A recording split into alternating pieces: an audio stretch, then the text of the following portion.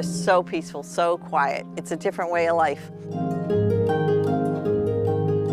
During the shoulder season, visitors to Wolfboro can unwind and bask in the stillness. I know people when they come up here, it's like, it's just, they just can feel the stress drain from their bodies and souls, Wolfboro is often described as a summer getaway for the well-heeled and the well-known. Former French President Nicolas Sarkozy vacationed here. Mitt Romney has a house here. Jimmy Fallon is often spotted around town. Summer, it gets crazy downtown. When I come up to Wolfboro in the summer just to go swimming or go boating in Lake Winnipesaukee, oh my gosh, there's so many people and it's crazy. In spring, locals embrace the silence before the surge. Wolfboro's main streets have pretty much retained the quintessential old turn-of-the-century feel. It has a lot of lakefront properties and homes, but it also still retains the flavor that you would expect when you're walking down a brick sidewalk main street. Wolfboro also has a whimsical side. So welcome everybody to our excursion today. We're going to be heading up the line a couple miles.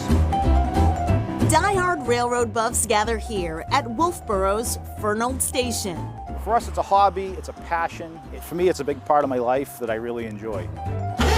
People walk the Cotton Valley Rail Trail, but they also ride it. Jesse Mazie is vice president of the Cotton Valley Rail Trail Club. If you can imagine the little Mickey Mouse handcars with the people pumping up and down, so these were basically the motorized versions of them. In the early 20s, they were used for the railroads for inspection, maintenance. They lasted until about the 1980s when the railroads really did a full conversion to high rail pickup trucks. After that, railroad motor cars became obsolete and a collector's item. Gordy Wallach bought his rail car at an MBTA auction. Boston and Maine Railroad purchased this in 1980 for inspections in Somerville, and it got used for a year, and then it sat under the expressway in Boston for 29 years. It was pretty sad when I acquired it. There are only 5 of them on this side of the globe, basically, and I wanted to do the restoration on it. It's about 650 hours and $8,000 or $9,000 to get it to where it is right now. They're a fascinating piece of American history that are fairly rare. We'll be on an excursion somewhere and someone will say, hey, I've never seen that before. I didn't know this existed.